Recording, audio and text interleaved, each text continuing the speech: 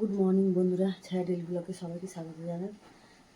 আজকে তো সোমবার, আর এই যে সকালবেলা উঠে অনেক কাজকর্ম সারলাম। মেয়ের স্কুল ছিল, মেয়ে স্কুলে বেরিয়ে গেল। সকালবেলা উঠে কাজকর্মগুলো সেরে, ছেলের আজকে পরীক্ষা আছে কলেজে।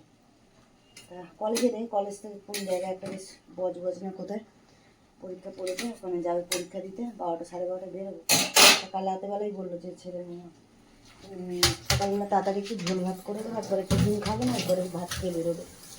তাই সকালবেলা যে রান্না করতে চলে এসেছি, আমার দাদাভাইকে বললাম একটু মাছ আনো, মাছের ঝোল ভাত করে দেবো।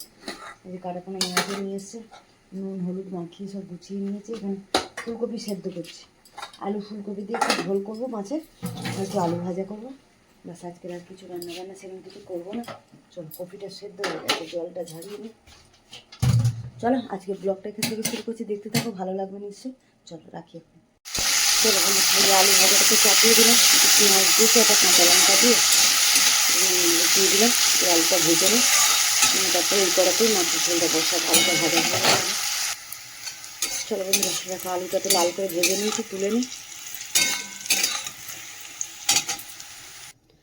চলো বন্ধুরা, আলুটা তো ভেজে তুলে নিলাম, এর মধ্যে একটু তেল দিয়ে দিলাম, দিয়ে ওই তেলে দিয়ে আলু ফুলকপিটা ভেজে নিই। নুন দিয়ে হলুদ দিয়ে আলু ফুলকপিটা ভেজে নিই। আলুটা একটু ভেজে নিই, তারপরে ফুলকপিটা দেবো। চলো বন্ধুরা, হালকা করে তো আলুটা ভেজে নিলাম একটু, এর মধ্যে নিজে ফুলকপিটাও দিয়ে দেবো। ফুলকপিটা দিয়ে একটু ভেজে নেবো। আর ওদিকে ভাতের জলও বসিয়ে দিয়েছি। ভাতের জল শীতকালে তো জল গরম হতেই সময় লাগে ভাতে, জলটা বসিয়ে দিলাম। চল, ফুলকপিটা ভেজে নিই। চলো বন্ধুরা, আলু ফুলকপিটা তো একটু ভেজে নিলাম। চলো নাড়িয়ে দিই, দিয়ে মাছটা ভাজবো।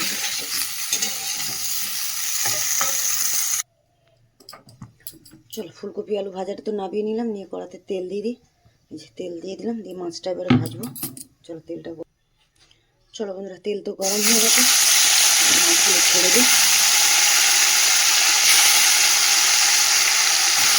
তারপর বাকিটা ভাজা হয়ে যাচ্ছে, তারপরে বাকিটা ভাজবো। চলো, এক পিঠ তো হয়ে গেছে, এবারে উল্টে দিই মাছটা।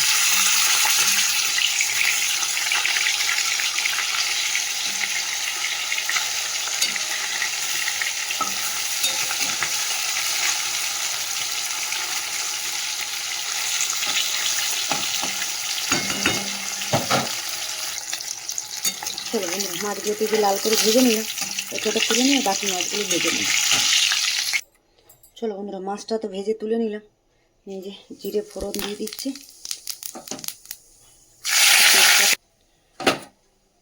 ফোড়নটা ভেজে নিই, এর মধ্যে পেঁয়াজ কুচিটা দিয়ে দিই। পেঁয়াজটা ভাজা হোক, ততক্ষণ আমি ওদিকে মশলাটা রেডি করে নিই।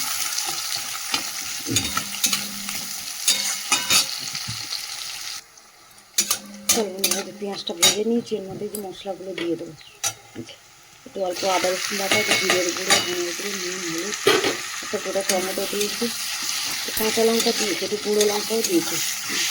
হাতে একটু ভালো হবে, কাঁচা লঙ্কা দিলাম দুটো, একটু জল দিয়ে দিতে। মশলাটা নেই না পুড়ে যাবে, মাটিটা দিয়ে জল দিয়ে দিচ্ছি।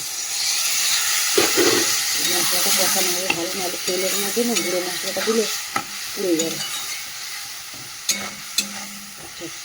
সব মশলাটা দিয়ে দিলাম, এবারে মশলাটা ভালো করে কষানো হয়। মশলাটা কষানো হয়ে গেছে, তেলে ছেড়ে গেছে। এবার ফুলকপি আলুটা দিয়ে একটু কষিয়ে নেবো, নিয়ে তারপর জল দেবো। ভাতের জল বসিয়েছিলাম, ওর থেকে জল বার করে রেখেছি তরকারি দেবো বলে। জলটা ভালো করে একটু কষিয়ে নিই ফুলকপি আলুটা মশলার সাথে। চলো ফুলকপি আলু দিয়ে একটু ভালো করে যে কষিয়ে নিয়েছি, এবারে জল গরম করে রেখেছি, গরম জল এবারে দিয়ে দেবো।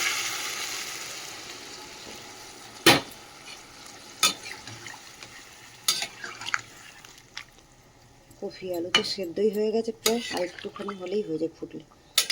চল, ঝোলটা ফুটুক, তারপরে মাছ দেবো, আর একটু ধনে পাতা দেবো না আবার সময়। বাস,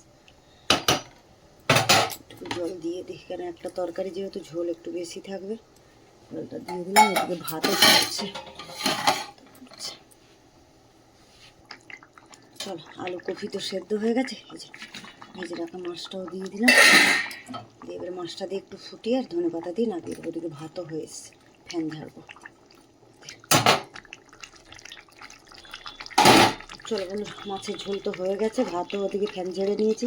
ছেলেকে এবার খেতে দিই, ছেলেকে খেতে দিই, এবার আমিও টিফিন খাবো। টিফিন খাওয়া হয়নি, চলো এখন রাখি। শেষ রান্না বান্না আজকে ঝোল ভাতেই শেষ। চলো চলো বন্ধুরা, এই যে ছেলেকে খাবার বেড়ে দিয়ে দিয়েছি, আর আমিও একটু আলু ভাজা দিয়ে, আর কালকে রাতেবেলা কচুরি করেছিলাম, কটা ছিল, তা ওটা টিফিনে খেয়ে নেবো। চলো ছেলে খেয়ে নিক।